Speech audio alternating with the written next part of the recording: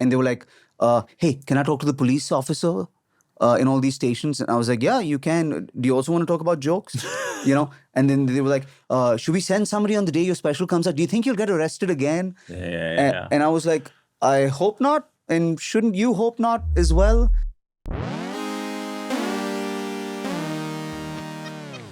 This is Good One. I am Jesse David Fox, senior writer at Vulture and author of Comedy Book. My guest this episode is Veer Das, the biggest English-speaking comedian in India and, frankly, the world. When I first interviewed Veer in 2021, he was filming sets on top of a mountain deep in the jungles of Goa because he was worried about his speech being infringed upon by the government and the police. He spoke ominously of what might be coming next.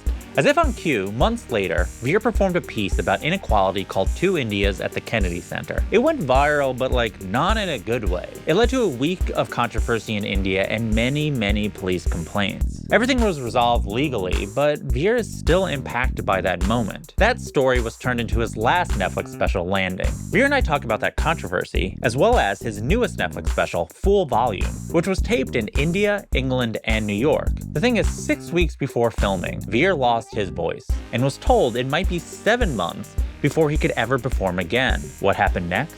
Watch to find out. So here is Veer Das. I'm here with Veer Das. Thank you for joining me. Thank you for having me. So this is how we like to start. What is the funniest thing that happened to you this week? I had a quintessentially New York experience. So I flew in from Mumbai and I flew in on my miles. So I had to take a longer thing, and it was 16 hours to JFK. And then I stayed in this, there's this TWA hotel in JFK, which is this, it looks like Catch Me If You Can was shot in that hotel. And my flight was late, so I was a no-show for the room. And I just went in, and quintessentially just a New York hotel receptionist, she was like, they fucking no-showed you. I fucking hate this hotel.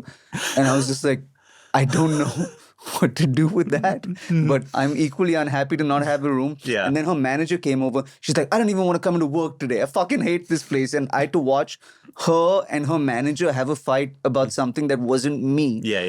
For 15 minutes, handle their own crisis, and then I got a hotel room. Oh, at least they got but a room. She hated the hotel on my behalf, which is a very New York thing. It is funny to be like, their version of customer service is to also complain.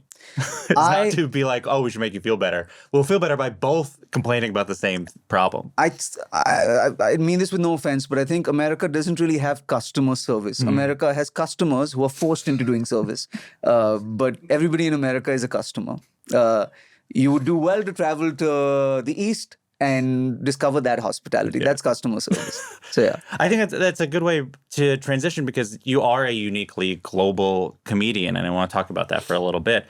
Specifically, your new special cuts between 3 different cities. It's Mumbai, London, and New York. And I want to talk a little bit about Mumbai, because in the special you say you moved there with no contacts, no money, no comedy scene, and now there's a stadium. And I want to take you back to that moment to really convey to people what it means to move to no comedy scene to start doing comedy. So can you talk about first going to Mumbai to hypothetically be a comedian, and can you set the scene of how little stand-up there was? It was this very posh, South Bombay is kind of like our Park Avenue, if you will, if that's an upmarket neighborhood, right? And so, there were guys who were 48, 49, doing it for 55-year-olds. And then I showed up. Oh, what year was this? This is 2008, 2009, to be a VJ. Do you guys have VJs in America? Yeah. Right. So I'm just like, hey guys, this next song with spiky hair and no sleeves and all of that stuff, which lasted two minutes. But I was just kind of there, and I was like, I do stand up, and there has to be other funny people who were talking about their dicks and college and all of that stuff. And so we started this open mic, if you will. It was brutal in that I would be the draw. So 10 comedians would come and do 2.5 minutes each. And then I'd have to do 55 minutes of stand-up. Sure. And that was the ticket. So if you were an audience member, it was just, a 35-minute shitty gateway into watching a show that even that wasn't that good. Yeah.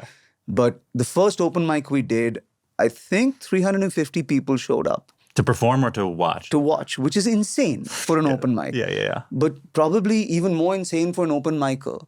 Yeah. You know, your first set is 2.5 minutes in front of 350 people. And then that became a thing. We started doing it once a month. And I just found like a tribe. Mm-hmm. And we started doing improv troupes together and sketch comedy together. And we would write the big award ceremonies for big stars. And it just kind of, grew. Yeah, there. it's wild. I mean, like, you really get credit as one of the main people that brought what we think of as like American style stand-up culture to India. You were exposed to stand-up when you were living here. You went to college here. Do you have a story or moment that really captures how new it was when you were performing at the beginning? I think in the beginning, people would get upset if they came and saw you and you did an hour. And if they came and saw you the next week and you did the same hour, they were offended because they thought you were just making it all up as you went along. So they're like, why are you doing the same show again and again? And I'm like, you don't understand. It took me 6 months to write this shit. But we're still a young comedy audience in India. We're a large audience. The average comedian can... Like in America, if a comedy special gets 2 million views on YouTube, people are like, congrats.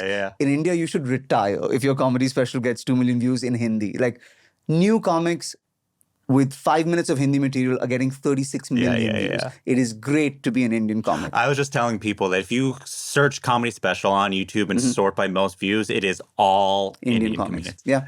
So it's like not even close. It's like the top 30 are all Indian comedians. But it's a young audience. So they're rounding their way to, political comedy can be a thing, or really dark comedy can be a thing. And it'll all be passé. Yeah. In 10 years from now, I hope. But for now, the audience is seeing us try things that they're not accustomed to. I guess I imagine it's also exciting because you have so much power to teach the audience what stand-up can be. I think so. But I also think Indian stand-up has to fall into a less detached role. We're very emotional people, right? So there's this archetype of kind of the casual American comic, a British comic, beer in hand, etc. We don't do that shit. You have to connect. Given the amount of choices that a Mumbai audience member has on a Friday night to pick you over a Bollywood movie, to pick you over a play, to pick you over music, if there's not a deep connection with the audience, we feel a little shortchanged. So as I said, the special also takes place so it's Mumbai, London, and New York. Yes. Do you remember what inspired you to aspire to be a global stand-up comedian? It's hypothetically you go back to India, you've got an acting work, VJ, you're doing stand-up there. There's obviously enough people there to sustain a career. But you as I said, uniquely global in terms of your both approach and your success. So what was the sort of initial inspiration, do you think, to try to pursue things that way? I hadn't done stand-up in a while. I was doing movies and I was doing this show called History of India, which was like a stand-up takes you through India, pre-independence and post-independence. And I was just doing a bunch of shitty movies. And I think the final shitty studio movie that I did that crashed and burnt, I was like, okay, the phone's not ringing for a while. And let me come to LA, and some people from CAA were down and they were like, come to LA and take meetings, which means give money to Uber.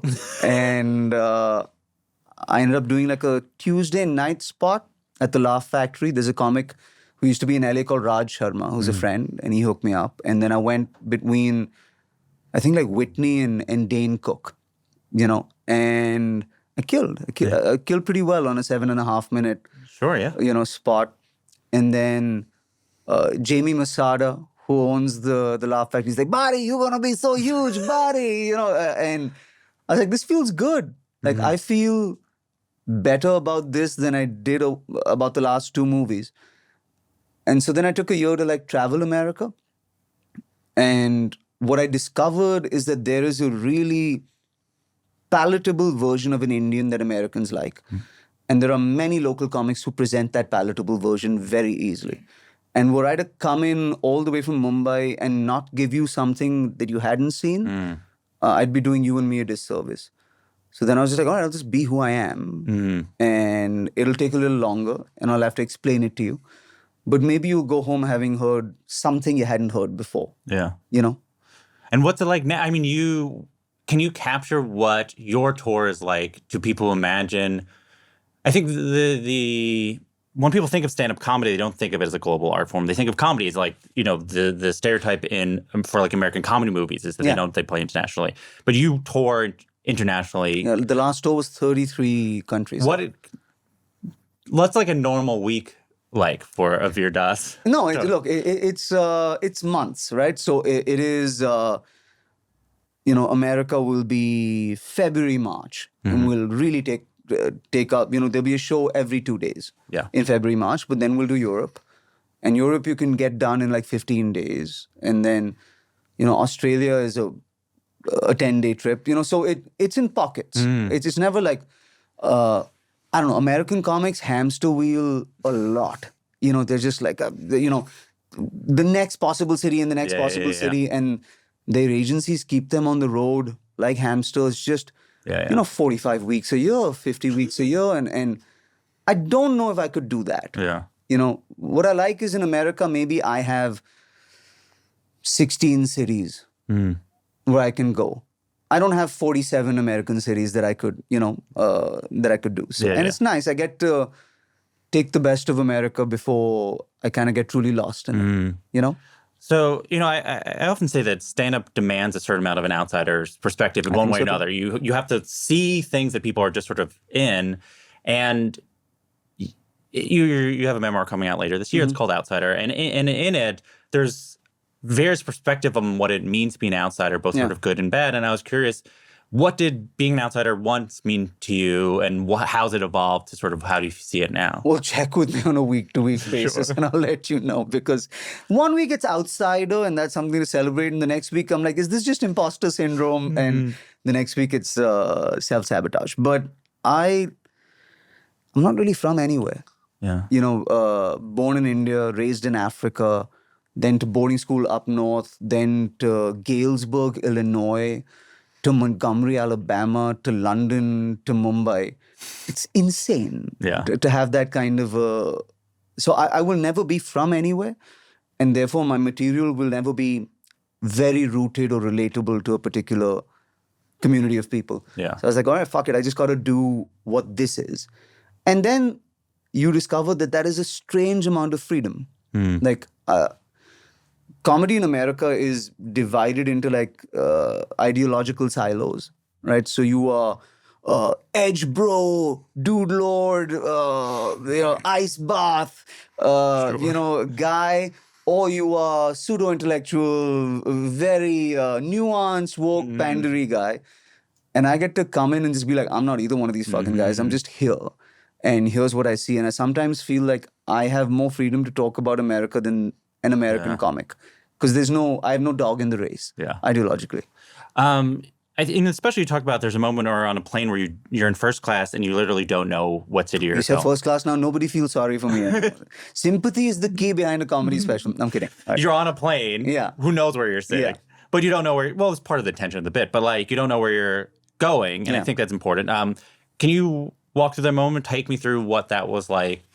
It was a year post the controversy where I had to leave, and I traveled for 8 months, which was a long time. I did 186 shows across the world.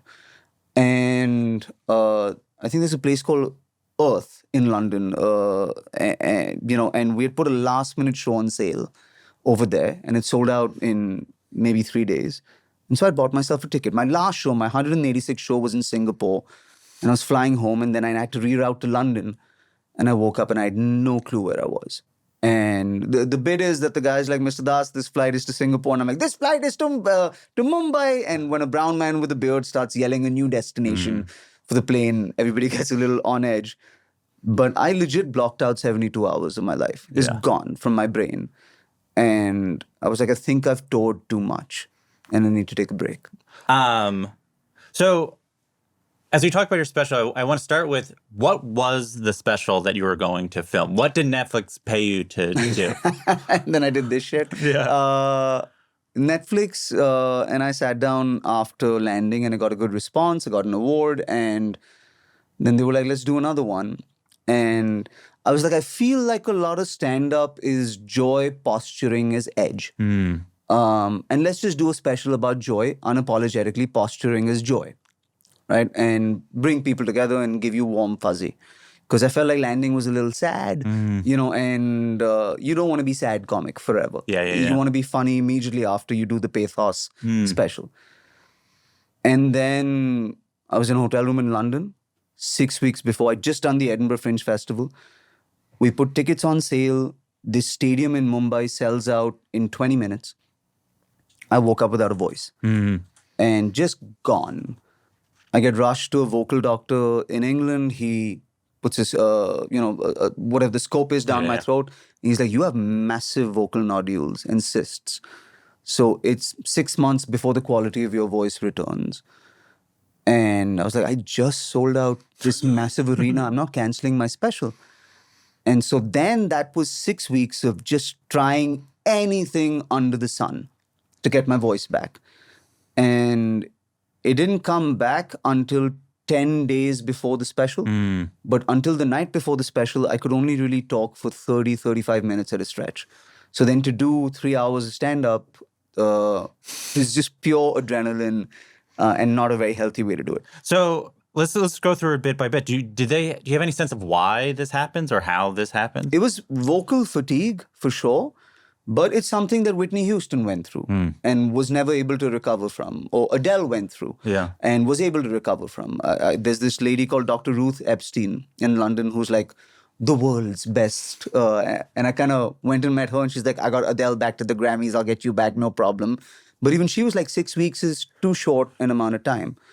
So me getting back on stage in Mumbai is a combination of like vocal exercises, steroids, homeopathy, pundits, energy healing, chakra guys, myofascial release. I tried everything. I was desperate. And somehow, you spend 6 weeks in silence, you will discover what a shitty person you really are with your own thoughts and your intrusive thoughts. And it's much more a mental battle than it is a physical battle. So I think when you stop thinking about whether you can speak, suddenly your throat opens up and your voice comes out. So I think that's what I learned. What was the lowest point, if you can? 8 days before the stadium, where I'm like, okay, I'm going to try and do a warm-up show. I go to a club, and in 23 minutes, my voice gives out. Because, if you rest a muscle for 6 weeks and you haven't done anything with it atrophies, it fatigues, right? So I was like, how the hell am I going to do 2 shows back to back? I called the doctor and she's like, look, you need surgery and you're putting off surgery. Now, I can shoot you up with something and you'll get the show done, but you will damage yourself significantly more if we do that. So kind of maybe let's wait till 24 hours before the show. And there's 12,000 people coming for the show. I did a warm-up show the night before at the stadium, and I did 40 minutes. And then the next day, I did 3.5 hours of stand-up, and I still cannot tell you what worked. Yeah. It was just some sort of adrenaline in me. I mean, it so directly compares to what often happens with NBA basketball players where they have small injuries, and then they're like, it's the playoffs, and someone's like, I think we can maybe get you through it. And then often they that's how you get a lot of Achilles tears. And you could have legitimately permanently injured yourself. Or I could have, and I could have postponed as well. It wasn't a really healthy thing to do. But, when you shoot a special, you're supposed to be tight. Yeah. You're 100 shows in. This shit is, I rewrote this whole show in my mind in silence. So what you're seeing in the stadium is unrehearsed. Yeah. It's, Yeah, so talk about this. So it's like, you still have this date, and in your mind, you're like, I assume we're going to film it then. We're going to do the show. I assume at some point you're like, at this point, it's sunk cost because we can't get whatever money back from whatever the rentals and stuff like that. So something's going to happen that night. So you have a show that is done about joy. Yeah. 6 weeks. Go through, I mean, you can go week by week. What is happening in your head is like, when did you realize there's a what parts are you saving? What parts are you changing? How's it completely reframing the situation? Well, I think the first thing that when you lose your voice, the first thing that you think about is what you want to say when you get it back, right? So if you go from, I can talk unlimitedly and here's the things I would say, to, oh shit, I can only handle 22 minutes of speaking. All of a sudden you start thinking about what you really want to say in that moment, right? Then you start thinking, oh yeah, I'm making all these points and they're kind of nice. Am I having any fun? And God forbid I was never to do this again. Let's say this was my last special. I want to kind of dance and fuck around and enjoy myself a little bit on stage. Yeah. So it instantly becomes sillier. Everybody around me started whispering to me, right? And that kind of became a metaphor for the comedy scene a little bit, where people are like, oh my God, you've lost your voice. That's so sad. And I'm like, but you haven't. Yeah. But silence is contagious. When you see a broken, silent person, you're broken and silent all of a sudden for them. And that's kind of what authoritarianism is when it comes to comedy. So it just, maybe what this special is a mental health crisis just acted out on stage. But Netflix was sitting in the audience like, yeah, this is not a show about joy at all. We're going to have to change the marketing material. But it's sillier. Yeah. You've seen the show. It's a very silly show. Yeah. And I wanted to have fun. Did you start shooting documentary footage just in case right away? Like, the fact that you have cutaways, you're like, of all these little things, and maybe some you didn't post, but like, you're like, okay, we'll film this because maybe this will be part of it? I thought I would do like an Instagram reel at the end of this journey. So, the shit that you see, the cutaways in the special are on my phone. Yeah, yeah. So it's not like great footage. It's not a docu shot. You see the scope go down my throat. We've blurred it, right? Because, you don't want to show people massive nodules. It's triggering. And then we blurred it a little bit. But then, be honest, it looked like a vagina. We're like, wait, we're going to be like, what scope did he get? And so then we blurred it a little bit more. There's footage of the vocal doctor. There's footage of the homeopathic medicine. There's footage of the myofascial guy.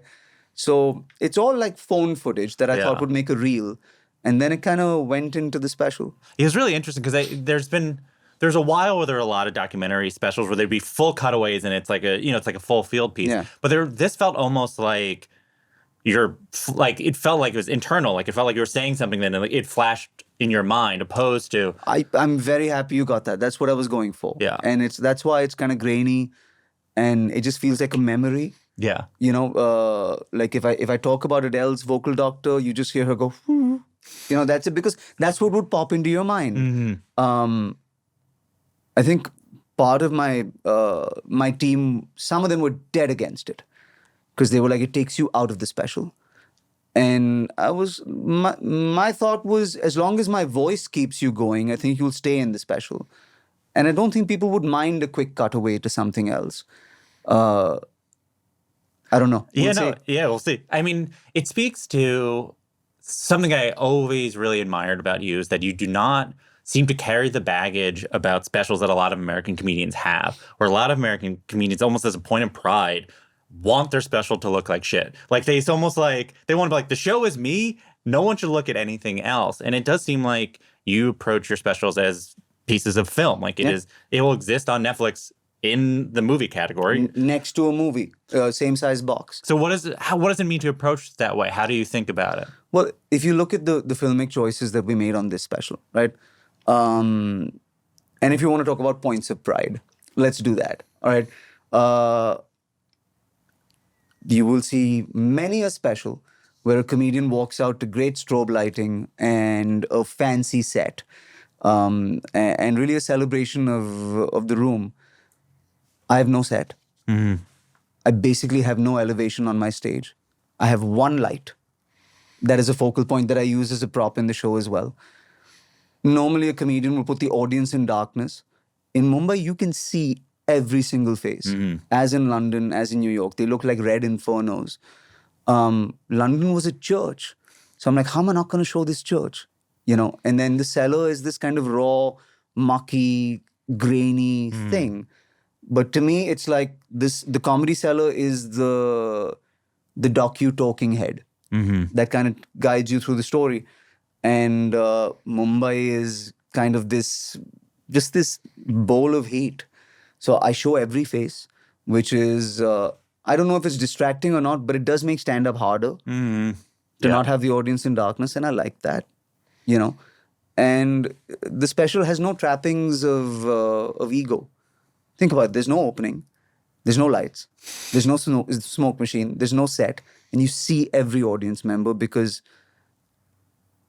part of this special and the learning that I had is how important the audience is and their sound is. Yeah.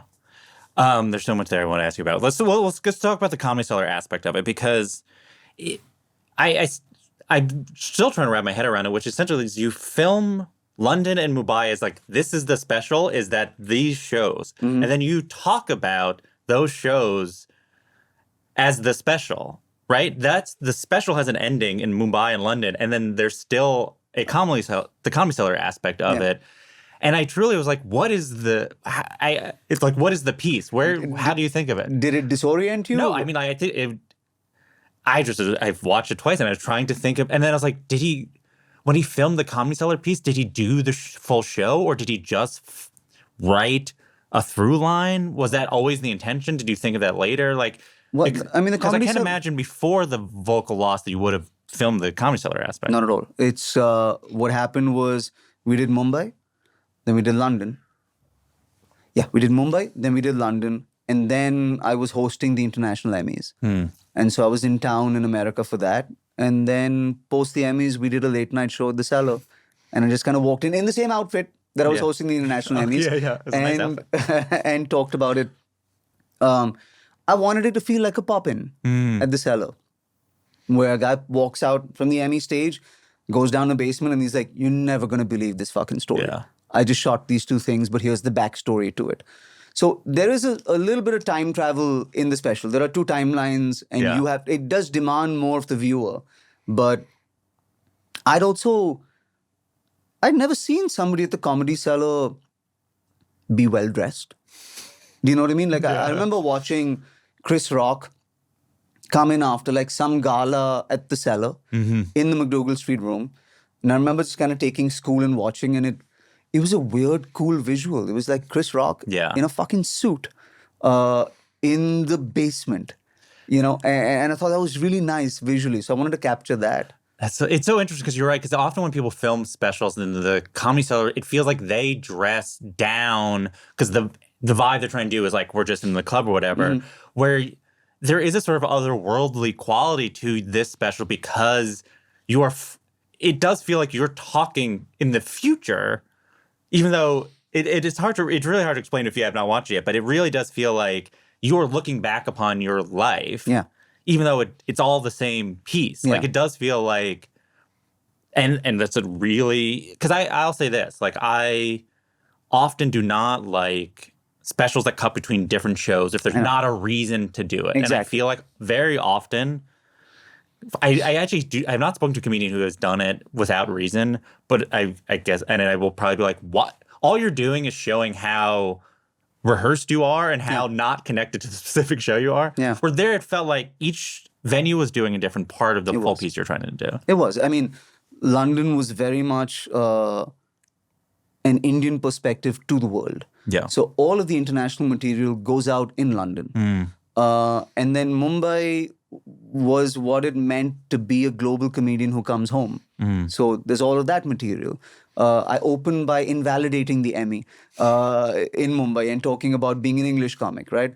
And then New York is just kind of the quote-unquote inner monologue behind these two things. So I did write out the New York bits after I was done with the Mumbai show on the flight to New York. Yeah.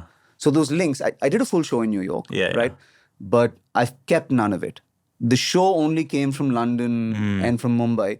New York is just the cutaways for the setup. What does the Comedy Cellar mean to you? Many things. It's where you go to find out if you're good. Really, there are 20-year comics, 25-year comics whose name you don't know because they don't have a popular show or podcast or film, etc., who are assassins at the Cellar. And you have to go up after them. And many, many big famous comics cannot at the Cellar. It's credibility because comedians have to recommend you. I auditioned to go up at the Cellar after 3 Netflix specials and 2 world tours. I gave a 3-minute audition for ST at the Cellar. And her word meant the very world to me, when I had a controversy and I was in New York and I'd done this speech called The Two Indias and I had 14 police cases against me, I walked up at the cellar and I was like, I'm being charged with sedition. And the New York crowd was like, all right, what's funny about it? And there was no sympathy. I remember I was sitting in the back of the cellar and a comic, I was on the BBC and on CNN. An American comic just kind of sits down. He's like, you know what the worst thing is? They're calling you a poet. Ugh. Which is just such a great comic banter. And a guy from India has never been on that wall. Yeah. And I'm honored to be the first guy to do it from there. So it means very much it is my comedy home outside of India. It means the world to me. You mentioned the controversy, and I want to provide some context and ask a little bit more about it. But specifically, so we first spoke in the spring of 2021. Yeah. So it was only a couple. Back when life was good. It was a couple months after Munawar Faruqi. Finished spending 37 days in jail after being arrested for jokes he told about religion and the Indian government. And I asked you at the time if you were scared, and I'll never forget what you said, which was, I'm pretty sure my day will come. I don't say that to sound heroic in any way, shape, or form, because I am afraid, like every other artist in my country is afraid. I'm pretty sure there will come a day when I will say something wrong from the I'm pretty sure there'll come a day when I'll say something wrong from the system's perspective. So then a couple months later, you perform at the Kennedy Center. It was the centerpiece for Landing, but can you summarize for people who have not seen it? You've told the story a million times, so you can tell the fast version. But I was in D.C. I'd sold out the Kennedy Center and I was homesick. And then I, on that afternoon, wrote a piece called The Two Indias and went up with a piece of paper because I didn't remember it. It was freshly written. And my wife and I found a wedding videographer on Yelp, and he showed up with like a $300 camera and shot it. And it was about the duality in my nation and the need to gravitate towards the light and to remember what makes us great. And then somebody edited it and put a bit of it on the news without context. And then life changed very much so. I had 14 police complaints. I had to turn my phone off for about 4 or 5 months. And then I wrote a show about it. And that show was a pretty successful Netflix special. But I think maybe the lesson is don't use the Kennedy Center as your open mic for new material. But yeah, in retrospect, I was right. My day did come, you know? Yeah, and then almost a year to the date of Two Indies, you get, I believe, arrested again for plagiarizing yourself, which is in this special. Can you explain that one? Because that's even almost like a sillier example. I wrote 2 shows about India. And I'm the author of both. And there were 2 different IPs, if you will, right? And they had one common topic. Now, the thing with being, quote unquote, a story or an artist whose story has become controversial is if you file a police complaint, you're getting a headline. It's just par for the course. And so sometimes people will file a police complaint because they've got their things to market. And so I got accused of stealing a joke from myself. And I had to go to explain joke structure to the Mumbai police, where I was like, a joke is information, premise, punchline. And you can't copyright information, right? And the Mumbai police guy was like, yeah, I get it, totally. I don't know what you're doing here, and I don't know why, but we kind of have to have this conversation.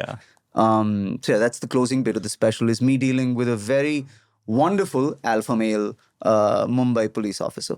So earlier this year, after the comedian Kunal Kamra released a parody song criticizing a member of the Indian government, the venue that he performs in was vandalized, and there was a police investigation opened up. So this is all 3-4 years since the what we were just talking about.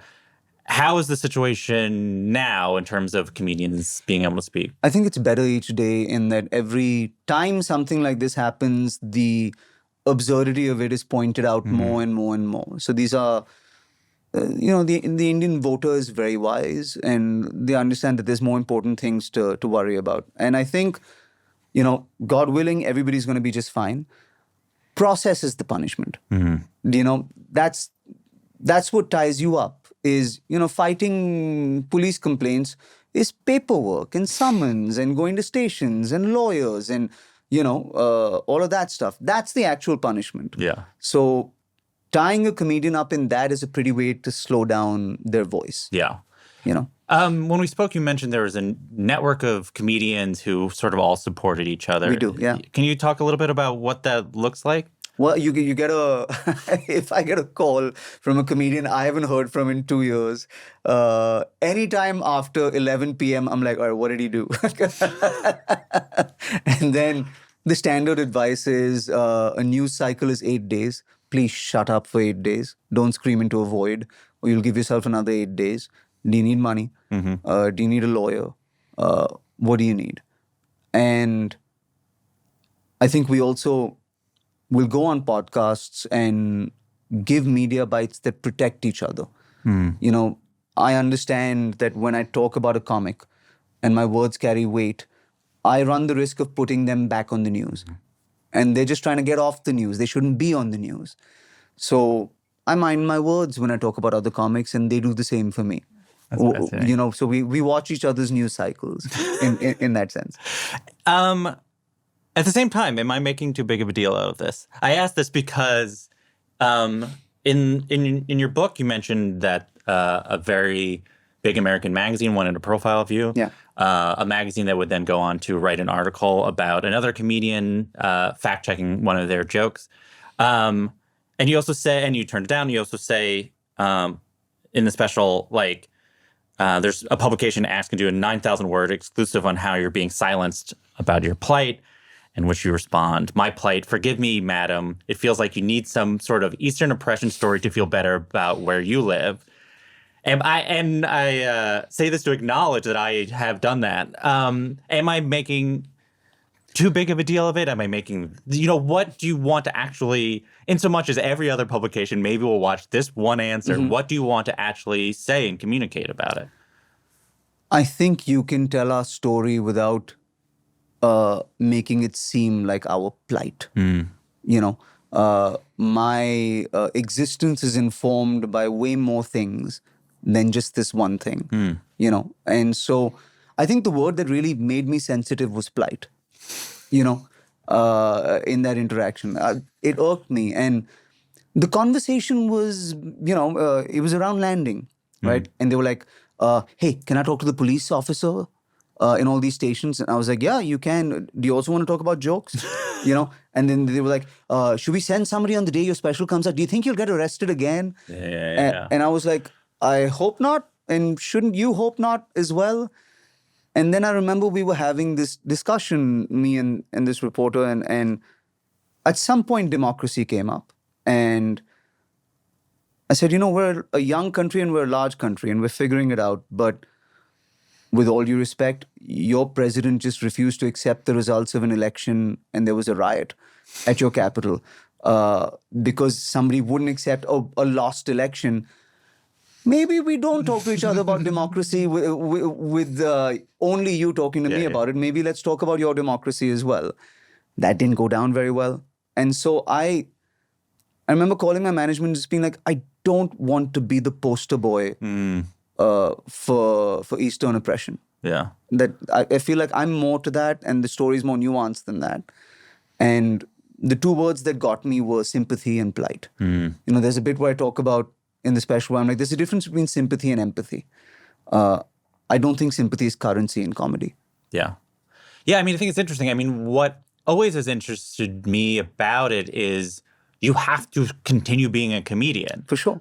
It's not that, like, this is what India is. Like, it's just that you have to figure out how to navigate this. You have to do these shows and be true to yourself as a comedian, but also figure out how to navigate it and how everyone else is doing it. And it's really interesting. I mean, like, how conscious of it do you feel like at this point you have figured out a way to say exactly how you want to say, even if you have to avoid certain ways because your words will be taken out of context? I have to be nuanced, for sure. And I have to be a little clever about it. I can't be like, fuck that guy. I don't think I get to do that. But it's a creative puzzle, and I have to solve it. Much like if I was touring the Middle East, there would be another creative puzzle to solve. If I was doing the Dubai Comedy Festival, or if I'm touring the South in America, there's another creative puzzle to solve as well. So I think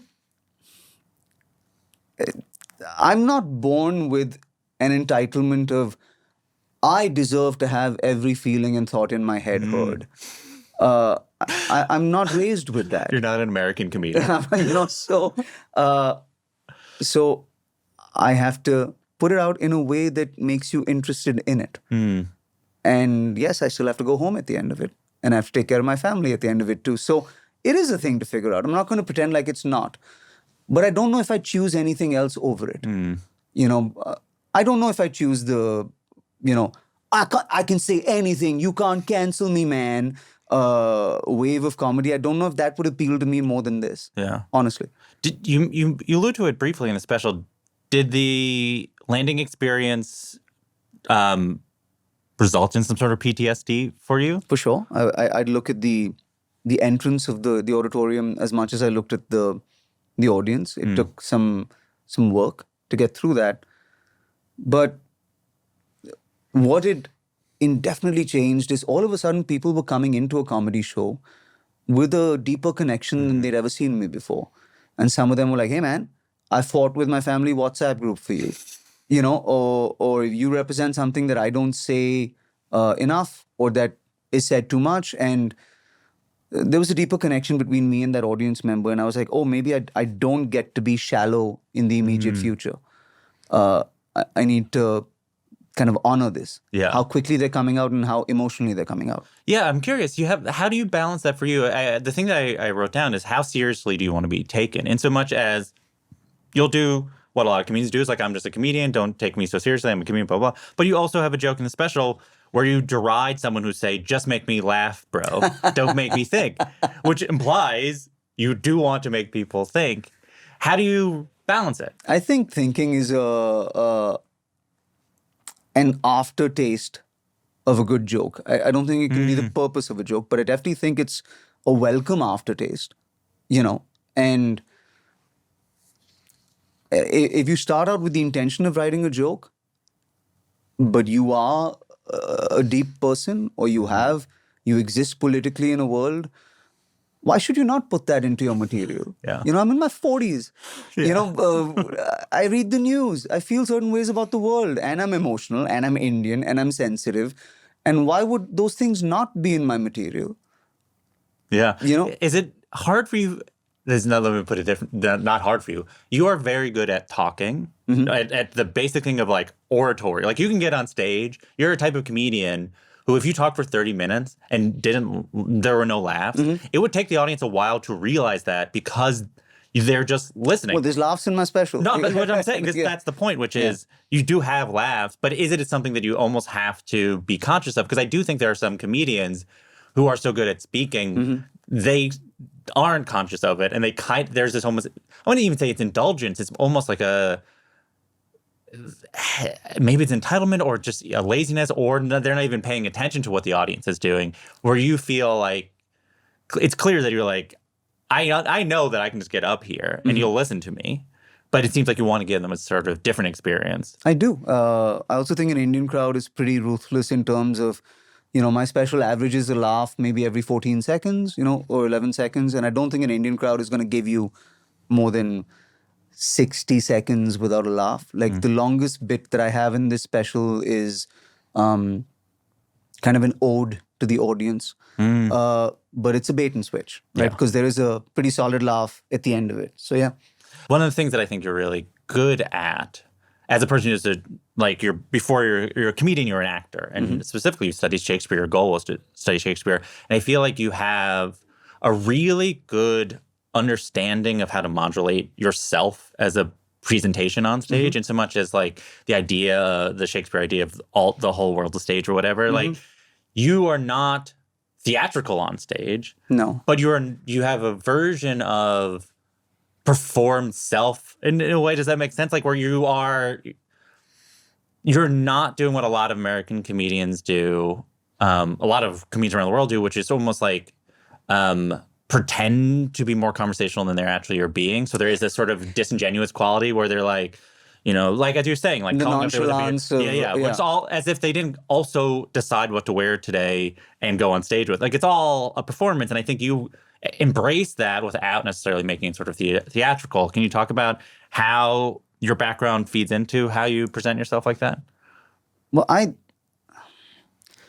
I think the best artist, forget comedian, shows you that they've made an effort and tries hard and sets up a mission at the top of the show and says, I want to send you home flying on a cloud and I'll do whatever it takes. I don't gravitate towards artists who are like, I'm just here, existing in the ether, etc. And my favorite American comedians know how to modulate and know how to. Richard Pryor sold the shit out of a story, acted the hell out of a story, did different voices, did different act outs, did different accents, Mike Birbiglia sells the story. Yeah. Has dips, has solid laughs, has moments of silence, has tension that he releases. Why not? You know? And by the way, why not at the Comedy Cellar? Yeah. Why only at the Beacon? Yeah, it's like, why respect the audience to be able to listen? Which I think a lot of comedians come up and it's almost like they're traumatized from bombing or like not being good at the beginning, that they can't trust the audience to pay attention. So they're just like, here are jokes. Here's the rhythm of jokes so that they don't even have to think about if a thing is funny. Well, I think maybe it also, look, I don't know if I'm getting better or getting worse. I certainly don't like watching my work that I did last week and feel like I can be a lot better. So I'd rather give you the picture of an artist who's trying really hard to get better than someone who is, oh, this is what I am. Yeah. And I will now sail as who I am. No, I don't know what the fuck I am and I don't know what comic I'm going to be next week. And here's me trying my damnedest. And maybe that's a different kind of connection with an audience member. Yeah. So you alluded to the speech about the audience, and you say something in the special, which I had not heard before, and I really loved it because I do think it flips on the head how we think of what political comedy is or how a comedian does. And you say, the scariest thing to leaders is not the words that come out of your mouth, it is the sound that comes out of the audience. Comedians just say words, the audience tells the truth. Yeah. And I've never heard that perspective, and I was curious what that means to you, and how did you come to that realization? Well, it's a bait and switch where at the end of that I go, that's why the audience should be arrested and not the comedian. Yeah. But I think that was the 6 weeks of silence, where you kind of, do you ever watch The Big Bang Theory without the laughter? Have you seen those YouTube clips? Right? I think that's what that experience felt like to me. Where I was like, this feels like I'm watching Friends without the laughter. And now that's a live audience. But I think comedians need to embrace how important that is. And if you go through something like this, you might a little bit more. I think at least I would do well to honor how loud the audience's voice is. Because I think that changes more and more with every passing year. There used to be these are my jokes, and if you don't like them, fuck off, I'm off to the next city. This crowd was good and this crowd was bad. And now the audience has social media and a very loud voice and are coming in for collective experiences. I think you go to a Madison Square Garden or a Radio City Music Hall to feel like part of something, not just to see a guy.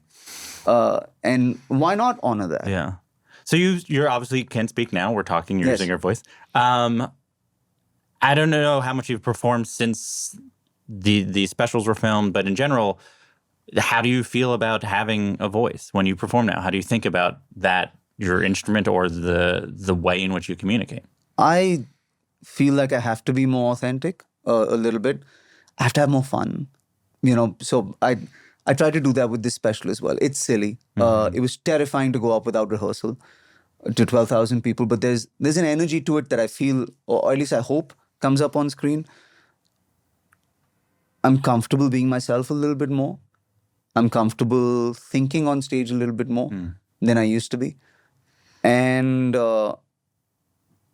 I think I'm comfortable being an Indian in the world a little bit more than I was before.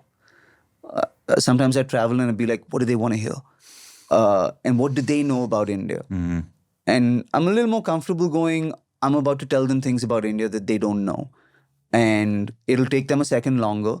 And by the way, an Indian crowd will wait. That's what's lovely about an Indian crowd is like, there's a bit where there's a cuss word called bhenchot, right? Which technically means sister fucker or something like that. But it's notionally, it means many, many things. And when I explain that to a white crowd at the cellar, you can kind of see if Indian crowd go, I want to see how he does this shit. Like this is interesting for me too. I want to see how this all ties up. So do more of that.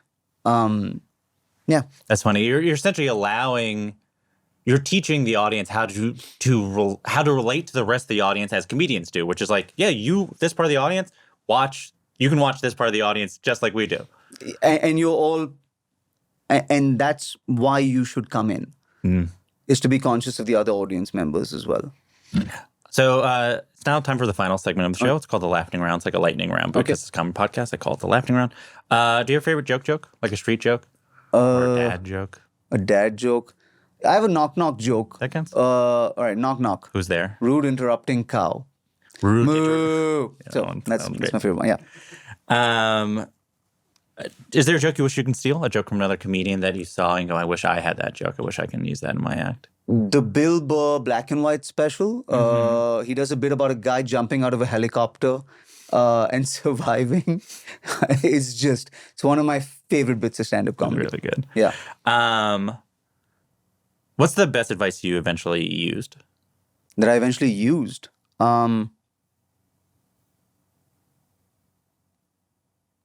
Someone once told me, you're not going to know what they want. And it changes every 5 minutes what they want. And this was more in a film context. They were like, we were having a market conversation and the market wants this and the market wants that. And he kind of said, if you're an artist, you're never going to know what they want. And what they want will change every 5 minutes. You just need to know what you have to say and hope that they want it. Do you have a short story of an interaction with a legendary comedian, living or dead, you're willing to share with us? I was on a plane with Bob Saget once. Okay. And we were flying to the same city. And this is in that year where I kind of took a year to travel around America just to figure out, do I have a place in this market, right? Which I still don't know, but I'm figuring it out. And Bob Saget and I were in the front row together. And I was like, so I'm such a fan. And he's like, oh, are you gigging? And I'm like, yeah. And he's like, I was like, where are you gigging? And he's like, this fancy casino. And I was like, I'm at this club. And he's like, yeah, that sucks. That club sucks. And he went on to say, I'm guessing the next 3 things you're going to do are going to suck as well. And I was like, I think so too. But enjoy your casino. He was a very kind man. And he was kind of nice to me and gave me advice. That's really funny. Can you think of the best tag a comedian has ever given you? There's a bit on this special where I talk about getting into a fight with an alpha male, like a Punjabi alpha male in Mumbai. And a comedian at the Fringe Festival was like, you don't need to win at the end of the story. Like you can lose at the end of the story. And I was like, yeah, that's interesting. And so I kind of applied that to the special as well. Like, the special, this one begins with confusion about happiness. And at the end of the special, I don't win. A policeman does. And it's his victory. Yeah. And that was a nice note from a comic where he was like, you shouldn't win. And I was like, great. Yeah, I do think I do think a lot of comedians do have so often argument stories. It's about how they won an argument. And there is something really nice about it. It's sort of like you literally like deify the guy at the end of the special. Do you have a Mount Rushmore of comedians? Yeah. Carlin for fearlessness, I'm saying it as it is. Pryor for vulnerability into comedy and performative vulnerability into comedy. Eddie Izzard for making it look like he just made it all up on the spot, but he's actually written every single word of it. I think that's my top 3. Got it. Do you have a fourth? The Mount Rushmore has 4. Oh, it has 4? I'd put Bill Burr up there. Great. Just for unapologetically himself. Is there a joke that you have that didn't work, that you tried and didn't work, but you'll go to your grave being like, I was right, they were wrong? It's in this special. It's The premise is racists are a marginalized community. And I do this whole bit kind of feeling bad for racists. And, if you consider everything that comics usually say about racism, etc., I like the fact that that's something not many people have come out and said. It's an angle that not a lot of people have, which is that racists are marginalized. So every time I do it, the audience is like, "What the fuck are you talking about? Yeah. This makes no sense." And I have to be like, "Stay with me." And I put it in the special, even though it is, I think, one of the plateau bits in the special. But I'm still like, that's believe a in it. good premise, and I want it in there. That's fair. Last one. What's the best time you ever bombed? The best time I ever bombed. The first America show I ever do, when I come in through town and I'll get like a spot at the Improv or at the Comedy Store at the Cellar, I always bomb. Always. Because I've come off of like 3 months of world touring or 3 months of India touring. And I don't even know what it is, but there's this reset that needs to happen in your mind for an American audience. Same material, by the way. But the first spot up, I always bomb. And my first one was last night at the Improv, at the Lab. And I went up and just kind of tanked for 7 out of 15 minutes and then got them back. Yeah. And I'll go back tonight and do the same material exactly the same way, and it'll be okay. But the first America spot, I always bomb, and I still don't know why. Thank you so much. Thank you, man.